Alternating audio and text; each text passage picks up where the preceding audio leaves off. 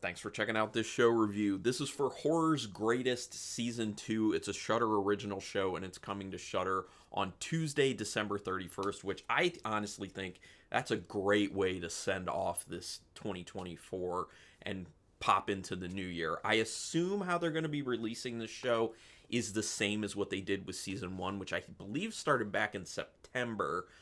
So I actually was very shocked to find out that they were going to release a Season 2 this quick after doing that, because usually with these types of shows it's like a year, maybe 6 months or so on the earlier end. So I was very surprised, but also very excited, because if you watch my review of Season 1, I loved it. I think it's a great show. It's done by the same production company that did, what was it called specifically, the 101 Scariest Horror movie Moments of All Time, which I think had aired last year in 2023 and people seem to love. So it's got that same pedigree coming to it, the same polish to it.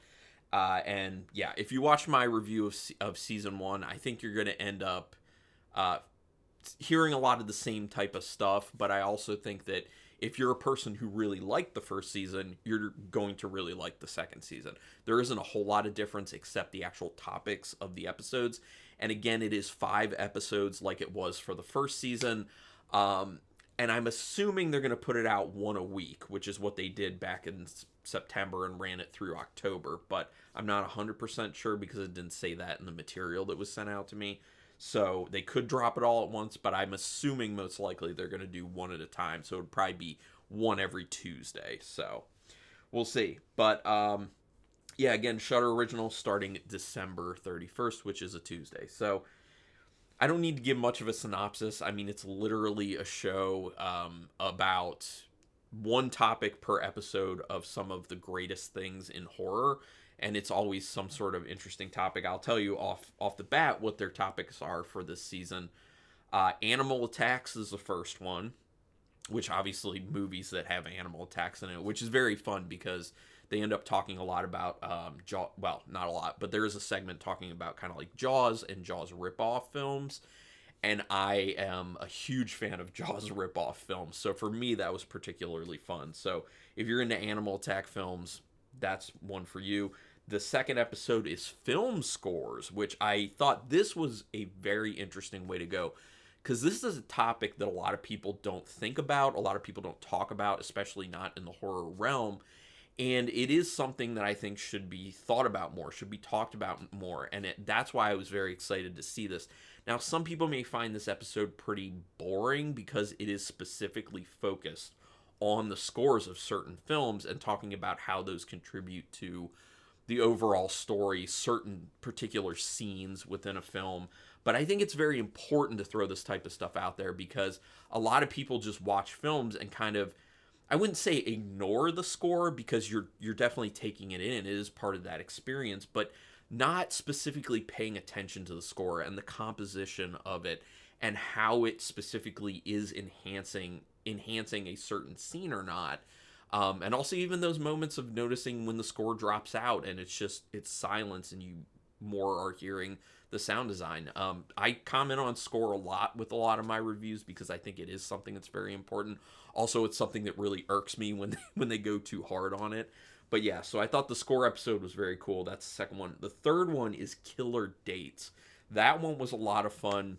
It is literally talking about films that have like awful dates in them. Like a date that seemed like it was going to go well and it goes horribly wrong. That was probably the one that was the most fun to me, with the most kind of like funny comments from the people being interviewed about the films they talk about. Then the fourth episode is Hidden Gems, which is excellent. And I was a little bit bummed with the Hidden Gems one, just because in the beginning they're showing a bunch of clips of like Hidden Gem films. And one of the ones they showed was The Reflecting Skin, which I was like, oh my gosh, because I will talk to anyone to tell them you should watch The Reflecting Skin. This is a film I discovered many years ago and was like, whoa, this needs to be experienced by pretty much everyone in the horror realm. And they didn't talk about it. They showed a clip in the beginning and then they don't talk about the film. I was so bummed about that. I got my hopes up. I got so excited when I saw that clip and I was like, oh my gosh, they're going to talk about The Reflecting Skin. People are going to go see it. So This is my recommendation to add to their Hidden Gems episode. See The Reflecting Skin. It is, I mean, it is very dark. It is very wild and messed up. And some people may not be able to handle it, but it is worth the watch. Trust me. And Film Movement just actually put out a Blu-ray that I got through the Vinegar Syndrome website. Highly recommend picking that up if you can. And then the last episode is space horror, which another thing I'm bummed about. They didn't talk about the film Life Force. They did talk about a lot of other great stuff that I'm like, oh, that's awesome. I think they spent maybe a little too much time talking about like Alien and those films. I mean, obviously you have to talk about those when you're talking about space horror, but the fact that they didn't have Life Force in there, truly a hidden gem film by Toby Hooper that's phenomenal. I was just really hoping to see Life Force in there because I think it's a severely underrated space horror film that is very good. And maybe they didn't put it in there just because it doesn't entirely take place in space. It's just the beginning of it. That's where things kind of like originate and then it comes to Earth. So maybe that's why. But I was hoping to hear at least a little something about Life Force. Anyway, I still love the puppet intro that they have for the episodes. I think that's super cool. It's just like fun and kind of transports me back to September when I was getting excited about October watching the first season. So I love that intro. They bring back a lot of the same people from the first season, but there actually are a few new faces as well that you end up hearing from. So certain people that I'm glad they kept in there were like Sam Zimmerman, Kurt Sayenga. Those are like the real big talking heads. Tanana Reeve Dew, always love to listen to her. Rebecca McKendry shows up in there as well. Love hearing from her a lot. Those types of people. But they throw on, and Alex Winter. I have to throw out Alex Winter as well. But you do hear from some new people as well, especially when it goes to the film score episode, because they wanted to get some people who are more in that realm. So that was cool. It's always great to get new film recommendations from things like this. That's one of the things I love about these types of shows and movies when they do it in movie form, kind of like In Search of Darkness and stuff like that. Is it inevitably there are going to be these films that pop up and they start talking about, and it's like, oh, I'm not familiar with this film. Is this a film I should check out? And based off how people talk about it in an excited manner, you're just like, oh yeah, I gotta add that to the list, even though my list is gigantic at this point. I gotta add it to the list, and maybe I'll get to it in 10 years. I don't know. But that's always fun. Things that are said will make you think about some films a bit differently, which I end up loving. It may be similar to something I said for season 1, but it's one of those things where your specific experience of a film is uniquely your experience of that film.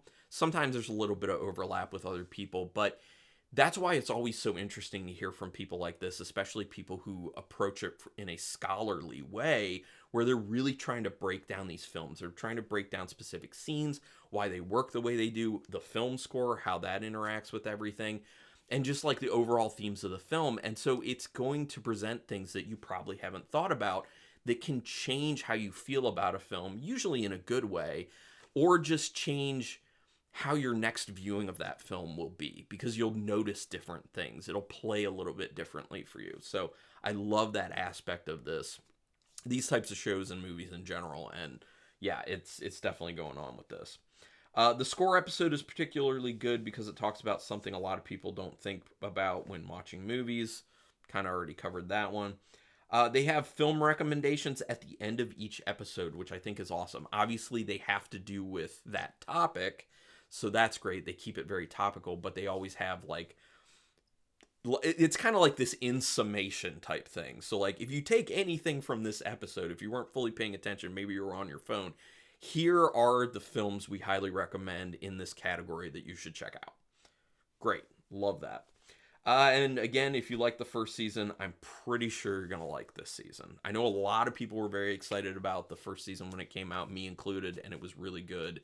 So if you were, because of the film score episode, and I don't know how that's going to play for everyone, some people may not like this season as much, but it's not going to be diminished by a whole lot because all the other episodes feel a lot like the first season episodes. So yeah, I'll just leave it there. I'm actually going to give season 2 the exact same rating that I gave season 1, 4.5 out of 5 stars. It's great. I hope we get another season. Let's get season 3 in another few months. How about that? I don't expect that, but that would be awesome. Fingers crossed on that one. Anyway, thank you everyone for checking this out. Help me out. Subscribe to the channel. If you want to pitch in monetarily, you can. I do have a link in the description for memberships to the channel and what perks you can get for those small fees each month. Thumbs up on the video is always helpful to help with that YouTube algorithm, and hitting the notification bell button so you know when I'm putting up new videos, which literally I'm putting up a video every single day, even if it's just a short. But it's a video. It counts, right? Anyway, thanks everyone for checking this out. I appreciate your time. And until next time, keep it brutal.